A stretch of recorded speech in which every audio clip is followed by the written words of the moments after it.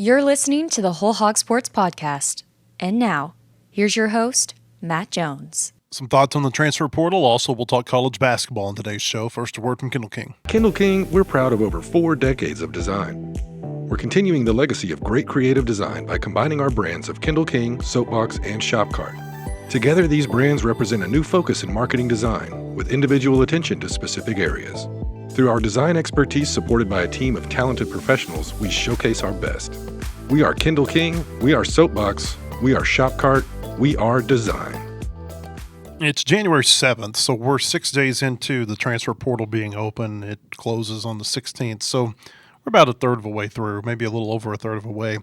And I think it's fair to ask at this point, like, are you happy with what Arkansas has done in the portal? You look at these names, and Ethan, one of the things that I guess really kind of jumps out to me is that when you're portal shopping, if that's a word, you're looking for bodies to an extent. You got to build depth, and Arkansas lost a lot of players off of last year's team, and so I understand they got to have bodies, but you got to have some playmakers too.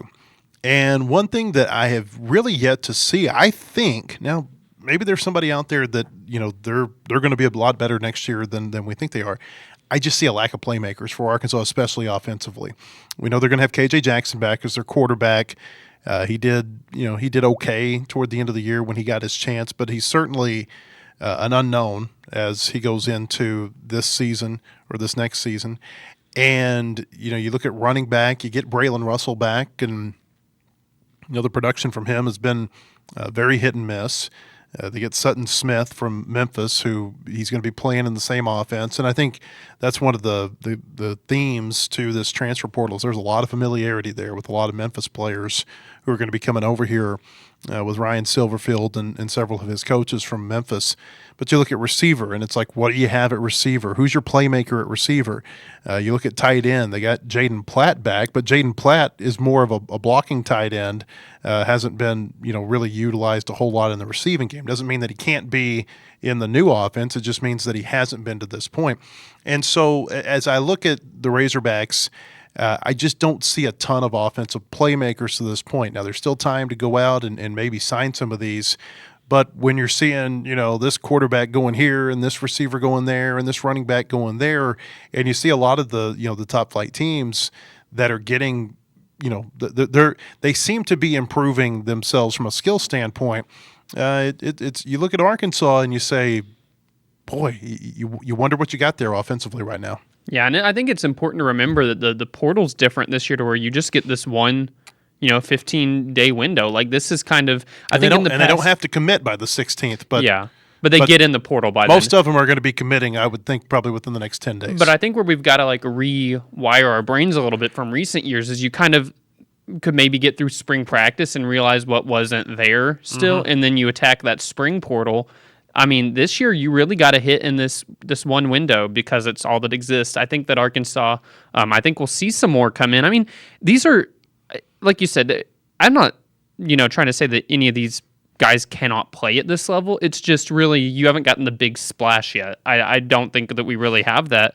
There's been some pieces come in defensively that, I mean, are a little bit more, but there are a lot of unknowns right now. I mean, Arkansas is going to have to keep on adding more transfers, that's for sure. I mean, you look at just kind of where they stand right now with number of people going out, number of people coming in, and you're still at a deficit as far as there's going to be a lot more people brought in. It's just a matter of, you know, how high of caliber athlete can you get in?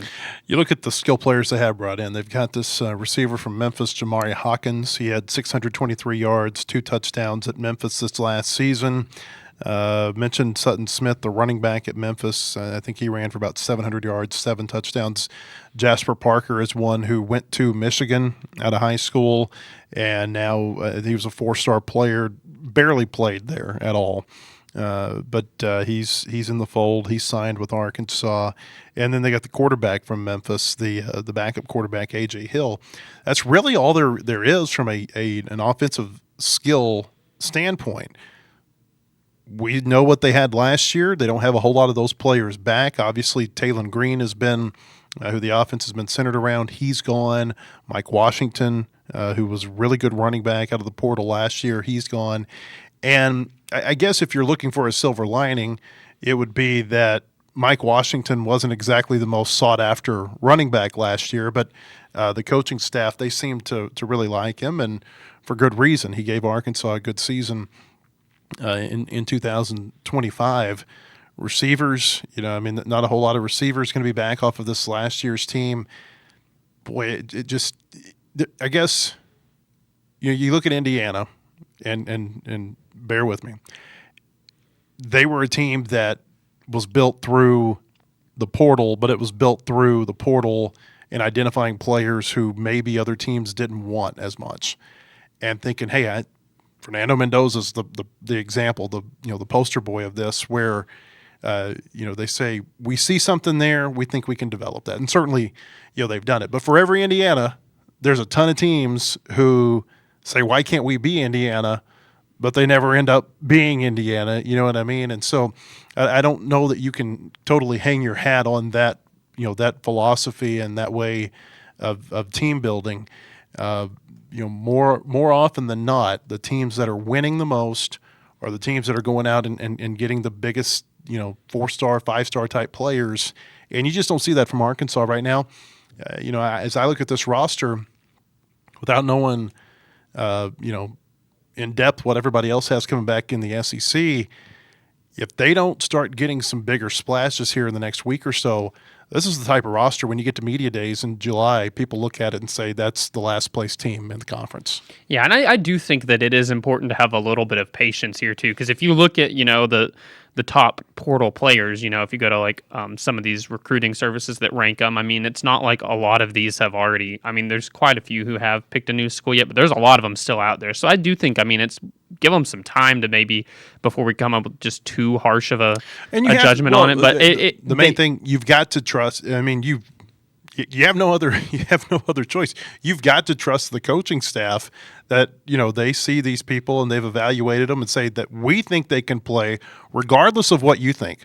We think they can play. Now it may not work out, but at the end of the day, that's really all you've got. You've got to have a trust that the people that you put into place know what they're doing enough that they're going to be able to put a competitive team on the field. Yeah, and it's one of those deals where, like you said, you have to trust that they're good talent evaluators. But, I sit here and if I ask somebody, like, name me off the top of your head the two receivers in the portal that would be the splash that you're waiting for, like, how many people can actually sit there and name you the players that they really want to see you land, if that makes sense? Like, there are a lot of times it's players that you don't really know, but maybe, you turn on the film and you do see something. I know this, the linebacker they got from Auburn, Jamonte Waller, who committed today. He hardly played for Auburn, but if you look at his high school stuff, the potential's there. He was a consensus 4-star. He's the type of recruit that, you get really excited about if you sign out of high school, and maybe he just hasn't had an opportunity yet. I know he had like a foot injury or something last year. I just think that there might be some of these guys that, it is good to just be in a little bit of wait and see mode, but it would be nice, if you saw Arkansas bringing in, whenever you do see, this is the number 3 running back in the portal. This is right now we're getting a lot of like, this is the number 6. They got a Kamari House, the linebacker for North Carolina, that was like top 20 linebacker in the portal, and that feels big to me. Yeah, but like a lot of these, got the safety from Cincinnati who was one of the top players. But a lot of these, it's kind of like if you're trusting the rankings, which maybe these rankings are very off. Yeah, I saw Ian Jaffard was very high, and I'm like, how much do I really trust? Was it 24/7 who had him the number 62 portal player? Yeah, and I like Ian Jaffard, but I don't know if we saw that high of a player at Arkansas. If I see, you see him in the top 100, and to me, it makes you question the validity of the rankings. Yeah, because I certainly don't see that from him, and so this is all. But there are certain players who they can play, because you saw them do it elsewhere, and so you would think that if they do it here, there's a pretty good chance they can go over and do it here too. You mentioned the defense, and I did want to move over to the defense because one thing that stands out to me defensively, I think about Drew Sanders, who was here a few years ago. He signed with Alabama. Now, he didn't play at Alabama very much, but he came here, and to your point on the linebacker a minute ago, he had the offer sheet out of high school. You knew it was there, or the potential was there. It's just he had never really shown it on the field.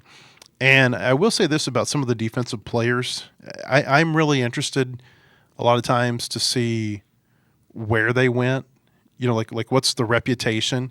And so when I see a cornerback who went to Clemson, who was like a 3 or 4 star recruit, that interests me. Or I see the linebacker who goes to Auburn. Auburn's always had a pretty good reputation for playing defense. That intrigues me.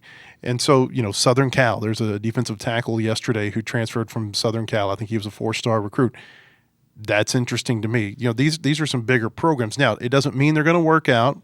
There might have been a reason that they didn't get on the field at their old school beyond depth.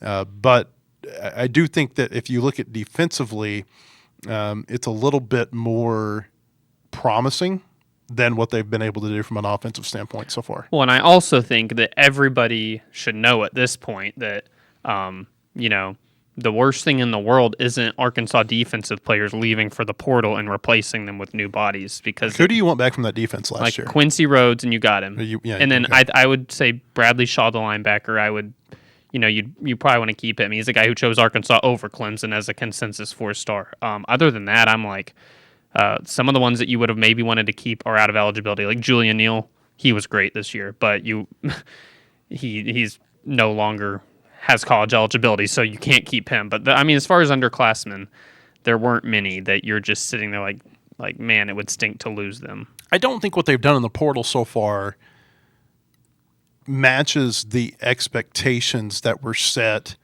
however many weeks ago whenever they introduced Silverfield as the head coach, and they said, we've got more money basically for football. Now, you did see this, I think, with their coaching staff. They're paying top dollar for their coaching staff. They've got more assistant position coaches in place. But I think the expectation was you got more money for your coaching staff, but you have more money for your roster too. Maybe they do have more roster money. Maybe the market has just changed so much that what the market was last year is drastically different than what it is this year. And I've read some stories that basically kind of allude to that too. But I always get confused whenever you hear a promise like a promise that you're going to be able to compete that way. And how is that adjusted with forecasting for what other schools are going to do? Mm-hmm. Like, how much are they also increasing what they're doing? And it's very predictive. Juracek said something in the press conference when Silverfield was hired. He said that they were, basically they've got the money now to pay top half of the SEC in these 4 or 5 different categories. But I have a hard time believing, when I look at the other teams that are in the SEC, that any of these teams would be outspent by Arkansas in football. And I'm just kind of going to go around the horn here. You got Oklahoma, Texas A&M, LSU, Ole Miss now. At one point, I would think Arkansas might outspend Ole Miss, but I don't think it's that way now. Certainly not with the way Ole Miss is playing and potentially going to play for a national championship. Alabama, Auburn, Georgia, Florida, Tennessee. I think that's 10 teams I just listed. I don't see Arkansas ever outspending those teams. And the minute Arkansas is able to, or South Carolina is able to, or Missouri, or whoever else, I think that team's going to say, well, we can outdo that. There's just certain teams in the SEC that I think that they are they see themselves as being, I guess maybe God's gift to football, and they don't, they're never going to fall very far behind if they ever fall behind. And I don't see a day based on, the way we view the programs right now, the way that the programs have kind of treated collectives and portal and all of these different things that go into, salaries for coaches, all these things that go into making up what we know the college football game to be right now. I just have a hard time believing that Arkansas is ever going to outspend those 10 teams. And if you don't outspend those 10 teams, there's no way you're in the top half of the SEC in spending. Yeah, for sure. It's just I hate these type of things where we don't actually get to see the legit numbers, where we're just left to speculate. And you say, we've said it since the press conference that the proof would be in the portal pudding. And to give them credit, you do look at, like we said, put these rankings as much, stock as you want to. But if you look at On3's like team rankings in the portal right now, Arkansas is 8th on there. So it's like, I guess they're doing something right to get, in the top 10 of their portal rankings. And I clearly this isn't all over with yet. A lot of those teams that are, which I'll ask you right now, I actually don't know. For the teams that are still in the playoff, do those players on those teams do they need to be in the portal right now, or will they get their own window? That's a great question that I don't know. Because I think a lot of this always changes when those teams, their portal time starts, because all of a sudden, you think about it. How much do we think Carius Kern, the offensive lineman who was the top player in the state of Arkansas, transfer from LSU, how much do we think that affected his decision when he goes on a visit to Ole Miss and he is watching them practice for a college football playoff? He didn't even go on his Arkansas visit because he committed there. I think that these teams that are in the playoff, once their time to portal recruit starts, having that playoff on their belt really helps. Didn't Arkansas have the number 22 portal class last year? Something like that. And so there's never any the ranking. It's just a subjective ranking. Yeah. I don't feel like there's a whole lot of correlation necessarily. I think that certain teams, when Ohio State went out that one offseason, they got Caleb Downs and they got the running back Judson, or help me, Quinshon Judkins. You threw me off by saying Judson. Yeah, Judkins from Ole Miss. Yeah. Okay, that's legit. Like those are two big time, and they had the Kansas State quarterback, right? Yeah, they did. Yeah. But those two, especially Downs and Judkins, you knew that those two were big time players. And that could totally, enhance a roster, and they certainly did. Again, I just look at Arkansas, at the skill positions. They've got Quincy Rhodes coming back at defensive end, like you mentioned, and I'm glad you mentioned him. And he's the type that can really wreck a game defensively. He's got the potential to. But, boy, you just look at some of these others where you say that's kind of your skill position, whether it be defense or offense, and that's where I feel like Arkansas is lacking right now. I think that they are putting together some depth pieces. I think that, but I'm a big believer when you're looking at teams that are going to win, you say, who's your star? And I just ask for Arkansas right now, based on the roster you put together for 26, who's your star right now? And outside of Rhodes defensively, and there's only so much a defensive end can do to put points on the board. Yeah, and I get it that we have to preface all of this with let's not, talk about, get carried away. Let's not talk about Indiana and make it a one-to-one comparison with everybody. Maybe we can use Ole Miss, for example. They're a playoff team right now that's still going. Who would you have said, I guess, is their real offensive playmaker on their team? Well, you wouldn't have said it was Trinidad Chambliss. You wouldn't have said him. Because he wasn't even the starter at the beginning of the season. I don't think many people like Kejuan Lacey, who transferred from Missouri, right? Yes. I personally did not hear a ton about that transfer move last year. A lot of people thought Luke Hasz might be one of their big offensive stars. It's like a lot of these teams, it'll be these players that you don't really... That's a good point. You don't necessarily know. Maybe this Michigan running back is going to absolutely just wow us because he had a lot of praise going into Michigan. He's, I think, one of the higher rated running backs in the portal. But, you look at Indiana and you would have... Like I said, we can't make the comparison, but... Would anybody have really known their quarterback's name too well going into this year? It's like sometimes these players just emerge. But, And they benefit from new ways of coaching, new surroundings, new beginnings. It's hard to have a real indictment on a roster until you have seen them play. Yeah. Until we've seen them scrimmage. Because let me tell you, things got a lot more real for this Arkansas football team this past year when we started hearing scrimmage numbers about what the offense was doing to the defense. And it got to the point you're like, are these real stats that we're here? Like, how much can we trust these? Because whenever you're hearing that Monte Harrison's catching 3 45-yard passes in one scrimmage, you're like, oh boy. Is this what we think happened? Or yeah. But no. Going back to the point I was making a little earlier, Arizona State, weren't they picked 14th or 15th out of 16 teams, the year that they won the Big 12. So there are certainly a lot of examples of teams that can come out of nowhere and compete. But all you have to go on right now is quote unquote on paper, and on paper, I don't know that you look at Arkansas's roster against the other teams in the SEC and say, that's one that is going to win you a whole lot of games. Yeah, but we'll see. Yeah, I'm about to say, we'll wait till the dust settles and be able to actually compare. And that's always the danger of having this conversation 6 days into a 15-day portal. Yeah, but because the big names, the big dominoes have fallen in a lot of cases. Yeah, I mean, there's still a lot of big dominoes out there left too, though. I think that it's one of those that Arkansas could maybe have one day that it gets really hot, and all of a sudden you're like, wow, look at these three great players they brought in today. But there's also the very good chance that never happens, and it's just can you continue to get maybe these players you've not heard of, but there is some promise there. But we'll just have to see once it all settles comparing these teams. But I mean, the good news for Arkansas. It's going to be hard. Actually, I don't want to actually say this and then they go and do it, but you were 2-10 this year. Hopefully improvement is there. Like you can improve with who you bring in from what happened last year. It'd be hard to be worse. Yeah, I'm about to say that's why very preface hard. that I hope I don't. I say this and then they repeat it. I mean, you beat North Alabama in the season opener. You're halfway to your win total from a year ago. Yeah, and you can beat Tulsa hopefully, and you've matched it. Yeah, I don't even. Who's the other ones on there? Oh, so you got Tulsa, Utah, and North Alabama. Those are the non-conference teams, and you got the 9 conference games. So, yeah, it's not like the schedule gets a whole lot easier this year. No. Yeah, I mean, you're probably really thankful that Utah is they've had a coaching change. But you still got to go to Utah. Yeah, so, it's tough sledding. Mm-hmm. And the coach, by the way, the coaching change at Utah, that's just their coordinator that they elevated. So I think a lot of the same principles that have existed inside that program are going to continue to exist. Have you paid a bunch of attention to this Washington quarterback? Not a ton. Desmond Johnson?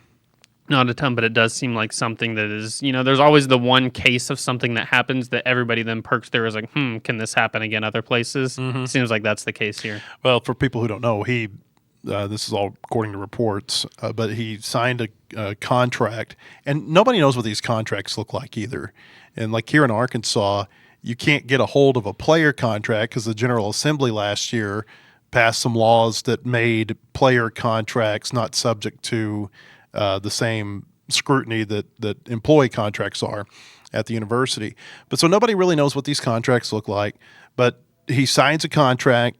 Washington says it's binding. Washington says that they're going to pursue all legal options to enforce him to abide by the contract that he signed, because he signs the contract and then 4 days later he gets in the transfer portal with this no contact tag, which typically means that you don't how much is this? That you've got a team that's in mind when you put that no contact tag in. So makes you wonder, did somebody reach out? Is there tampering involved? I say kudos to Washington.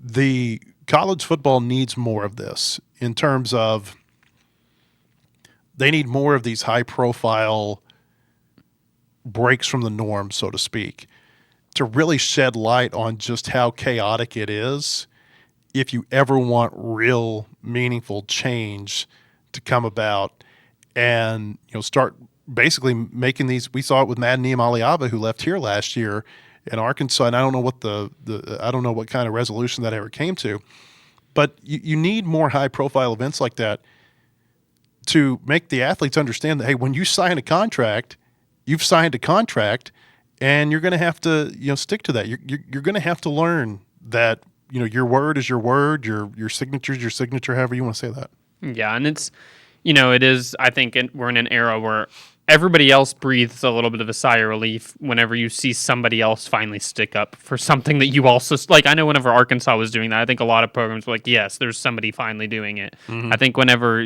these schools stand up for these contracts and whatnot, it's like a lot of other programs benefit from that. Seeing the result of what happens there and seeing if it does anything, because right now it seems like there's not a whole lot of enforcement of things. The game's going to be so much better when you have contracts, like multi-year contracts that players can sign. It's going to eliminate so much of the chaotic nature of the way things work right now. I think it'd be so good for teams and players, because players sometimes they get somewhere and they get run off too. I think it would be good for teams and players if you can offer a 2-year contract and say, you know what, 2 years, you come here, this is the money you get. You sign a 1-year contract, we can give you a 1-year contract too, but if you do that, the money's not going to be the same. And I just think it helps in your long-term ability to build a team. You know what I mean? Where you're not scrambling every year trying to go out and get like 60, 70 new players between portal and high school recruiting. Yeah. What makes this all so crazy, too, is this the tie-in of apparently academics still do matter, too. Apparently. You're talking about all these contracts and stuff. And I'm like, why is this even still under the umbrella of student athletes? I know there's a lot of students who really do like we're talking football here. A lot of these other sports, they very much care about their academics, but there's a lot of football players that you see how much they move around, and that this isn't about what's happening in the classroom at all. And it's crazy that we still operate under this umbrella that when I was in school, it used to be that if you transferred, and I'm not talking about for athletes, like if you transfer from one school to another, like how many credits would actually come with you? Let's say you got 30 credits here and you credit to this school, you might only have like 18 or 21 that transfer. So imagine you do that 3 or 4 times, and yeah, it certainly does. It's funny to hear John Calipari, the master of the one and done, how can I get you out of college and get you going, him standing up for this, because he always brings up about the academics, what is this doing for people when they've been at 4 different schools. He was on his radio show the other night, and he loves to do this. He'll interject something in the middle of his whole speech about how he is the one and done coach, but he was talking about I'm going to keep doing the way that I'm doing it. I'm still going to have 18, 19-year-olds playing against 27-year-olds with beards. And he interjected something in there in the mix, just as far as because I can still do it. I'll still win. But he just does this a lot. But he's been talking about the academic side of this a lot recently too, about how it's not really benefiting a lot of these players when they can up and leave, and then you look down 4 years look 4 years down the road and they don't have a degree. Because that's very hard to do when you're playing at this many different places. I guess it depends on the individual. Some come to school and they're not going to be there very long. Some come to school and if they're going to be there 3 or 4 years, you do want to look out for their academic well-being. I cannot imagine how exhausting it must be. And I get it. If you're one of these transfers who's a high dollar, you're sought after, who cares? Go get your money. But for a lot of these ones that are they just keep on transferring and they're never really playing meaningful football anywhere they are, and they just keep transferring. I'm like, man, that has to be so exhausting to spend a semester. Yeah, you just live life on the road for a while. I wonder, the University of Arkansas, they have the UA Athletics Hall of Honor, UA Sports Hall of Honor, and they induct 9 every year. And I don't think we're at a point where there's any shortage of people who should be inducted. But I wonder what this is going to look like 15 to 20 years down the road. Who are you inducting? When you've inducted everybody who, now you've caught up. Who are you inducting? You'd have to go the route of the rare birds that stuck it out. And honestly, and I think it's important to point out that in sports other than football, there is still a lot of loyalty, or there is more loyalty than there is in football. So you're going to have a great track athlete who's here for 2 or 3 years, or a great baseball player who's there for 3 years or whatever. But it's so much different. Well, it's interesting when you go to things like that, and they give their speeches. You hear these former players talk about their experience at Arkansas in the 4 years they were there and how they grew and all this stuff. I'm like, down the road, do you get that 1 year transfer who had a great season? They come back and they talk about how much that 1 year changed. And then they go to another school and talk about how that changed them, and another school and how much that changed. Yeah, it's just it's not the same thing anymore. It's not the same experience. And that's not anything that nobody knows. It's a different era, but it does change the concept of a place actually being meaningful to a lot of people. All right, when we come back, Arkansas basketball going to be in action against Ole Miss tonight. We'll talk about it. First, another word from Kendall King. Kendall King, we're proud of over 4 decades of design. We're continuing the legacy of great creative design by combining our brands of Kendall King, Soapbox, and Shopcart. Together, these brands represent a new focus in marketing design with individual attention to specific areas. Through our design expertise supported by a team of talented professionals, we showcase our best. We are Kendall King, we are Soapbox, we are Shopcart, we are design. Hey, we want to tell you about Bentonville Glass. They've been serving their community since 1971. They're committed, professional, and versatile. You can come by and see them at 507 South Main in Bentonville. They've got all your glass market needs with the highest quality products. BentonvilleGlass.com. Razorbacks going to play Ole Miss tonight, 8 o'clock tip-off on SEC Network. Arkansas ranked number 15. Ole Miss is not ranked in the poll this week. Ole Miss 8-6 overall. They lost their SEC opener the other day against Oklahoma. They got this big guy, Malik Dia, who really hurt Arkansas last year. I think he averaged a double-double in the 2 games they played against him. Ole Miss won up here at Bud Walton Arena, and then Ole Miss beat Arkansas in the quarterfinals at the SEC tournament. I don't know what they've got around him. And, the way you saw Arkansas play, I almost think that with Arkansas, Ethan, like when you've got so many players back from a year ago, you got 4 players back, and certainly you got the coaching staff and everything back as well. It almost feels like it's a revenge tour. Like revenge was talked about when they played Texas Tech, and to a certain extent, not getting embarrassed on the boards was talked about when they played Tennessee. And so I think that there are enough things that happened last year that it can maybe get this team motivated, not necessarily on a game-by-game basis, but I think that there's a lot of games where they can motivate themselves from something that happened last year. And I would think slowing down Malik Dia would be a challenge that's probably been issued to some of these players, especially in the post. Yeah, and it's got to be, if you look at Ole Miss this year, like it's the top of the scouting report, the second thing on the scouting report, and the third thing on the scouting report. Like, you stop Malik Dia, and you're looking pretty good, I think, against this team. This was a Sweet 16 Ole Miss team a year ago. Like, let's not forget that was a good team. But, I'll name some of the guys that were on that team that are no longer there. Sean Padula, we know him because he was the one who hit the shot against Arkansas. Yep. At the SEC tournament to end it. Michael Brown-Jones, the guy from UNC Greensboro, who transferred there and played at Ole Miss, he was good for them. Jalen Murray, Jamin Brakefield. These are guys that made their team who they were last year, and they just don't have them anymore. And it's, it's resulted in what they are this year, which is, if you look at metrics, the net rankings are so weird. I want more explanation on them every time I see them. But they are the worst team in the net. According to that rating in the SEC. They're number 99. Every team's in the top 100 again, like they were last year, but they're number 99. They've really, who do you look at that they've beaten and you're like, wow, that's a really great win? They beat Memphis, but Memphis is not that great. They've underwhelmed. So they really don't have any quality wins yet. I do think that you have to watch out for AJ Storr. We know him because of he was at Kansas last year when Arkansas played them, and he really shot the ball well against Arkansas. If I'm not in the NCAA tournament, if I'm not mistaken. So I think that between AJ Storr and Malik Dia, those are the two that you really got to hone in on. Yeah, with Storr, you don't leave Kansas willingly. I don't think. Right? Yeah, I don't really know. He's one of the ones that we were talking about players who have been everywhere. This is his college journey. St. John's for 1 year, Wisconsin for 1 year, Kansas at 1 year, Ole Miss for 1 year. I don't think you're leaving KU willingly. Yeah, well, he's been at 4 different schools in 4 years, so I don't think he's really just found a home.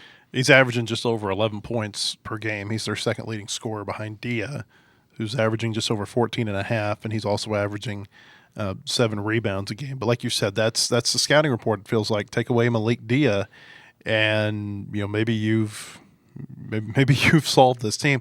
I mentioned this yesterday. I'm really interested to see what the crowd is going to be like there tonight. I can't imagine how many people have fled Mississippi for Phoenix this week for any number of reasons, but certainly because the playoff game is there. Like I would guess they'll have 35, 40,000 people or more in that state. Or I don't know how the stadium seats in Phoenix, but I would certainly expect it to be a pro Ole Miss crowd, just because they hadn't been this far before. Like Miami, they hadn't been that far in a long time. Ole Miss, they've never been this far, at least not in modern football. The Johnny Vaught days, that's a long time ago, and you didn't have playoff and championship games and things like that in the 1950s. So that's number one. School's out. It's an 8-6 team. Sometimes you get people show up for games when you've got, like I think Calipari and Arkansas, they are a draw. Like they were a draw when Arkansas went to Michigan State. That's probably the biggest or one of the biggest crowds that Michigan State will have all year. I'm very curious to know what it's going to look like in that arena tonight, and whether or not that's something Arkansas can take advantage of if it is as dead as I suspect it might be. Yeah, it's going to be. In my head, there's no question it's not going to be a great crowd. It's just Ole Miss does not have a very good basketball team this year. They have a big football game. It's a weird, that early SEC slate where you might not have many students back yet. It just sets up to me as a game and with an 8 p.m. tip off that you're looking up and there's not many people. I watched the end of Michigan Penn. Did you watch Michigan Penn State at all? I saw the last shot. The crowd there was. But I think everybody had come down and they were surrounding the floor trying to storm the court if Penn State won. The people who were there. It looked like a. It was so empty that if they did come down there, I don't know. All I know is I saw an entire side section of the empty. arena that was just bare empty on the lower bowl. Mm-hmm. So there's a lot of these schools that I think Penn don't State, really care about their basketball right now. Penn State too. I think they were a 22-point dog. Yeah, and you see what Michigan's been doing to everybody, and so I wonder how many people actually wanted to come and watch that. Yeah, well, thinking that and I think Penn State was without their best player, which was the craziest part of all of that. Is they're playing this Michigan team that steamrolled everybody, and you don't have your best player. So I can't imagine the enthusiasm was real high to go watch Penn State, potentially lose to Michigan by 50. Yeah. I doubt there were a whole lot of people that went there that thought, hey, this might be a 1-point game coming down to the wire. Yeah, but usually if you get a top team like that, regardless, you can pull. It was just a very sad crowd. I was sad crowd and happy. I was laughing at it, watching the game. I was like, I cannot believe this is in a conference game in the Big Ten with Michigan. You have them on the ropes, and this is what you have. But going back to Ole Miss, I don't think that they're in basketball mode in Oxford very much at all at the moment. There were some great games last night. Oh my gosh, yeah. I know you were caught up in Auburn, Texas A&M. That was phenomenal. Auburn getting the game-winning shot waved off. Yeah, and I had never heard Texas A&M's coach Bucky, right? Yeah, Bucky McMillan. Bucky McMillan. I had never heard him speak. I did not know what his voice sounded like, but it was Well, he couldn't hear his voice apparently in the post-game press conference because the Auburn people were so Well, he was upset. trying to talk to the SEC network people on the set, and he couldn't hear Back them. in Charlotte. And he's got an accent, let me tell you. I think he's from Alabama, right? I think he's from the Birmingham area. Maybe. I don't know. But his accent and just hearing him not be able to hear him, it was such a confusing moment. But he was like, I can't hear y'all right now, but I'm just going to go ahead and say it.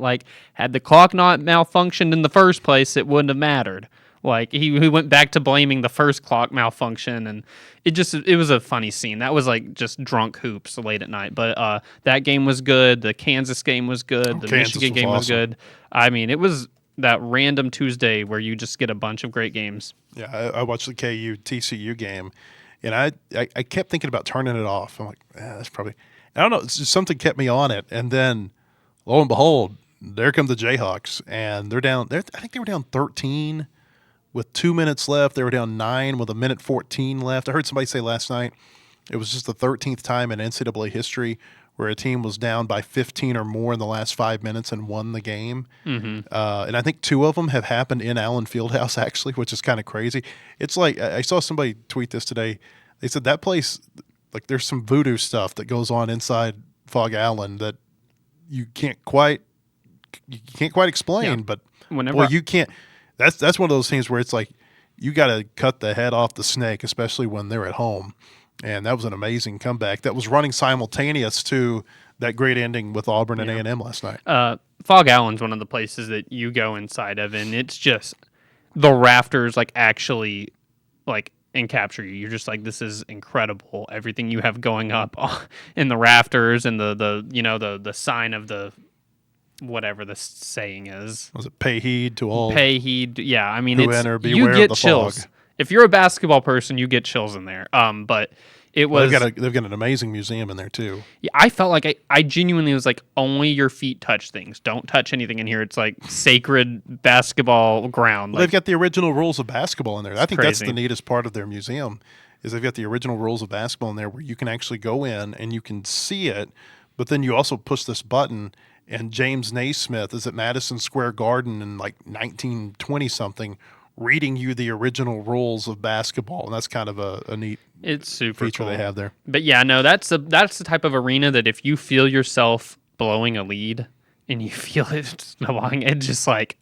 something it about the helpless, magic there. But right? they Yeah, I mean, I was watching TCU in overtime just do silly mistakes, like the pass on the baseline out of bounds. Even in at the end of regulation, they did everything you can do to blow a game. They missed the front end of a 1-and-1 twice.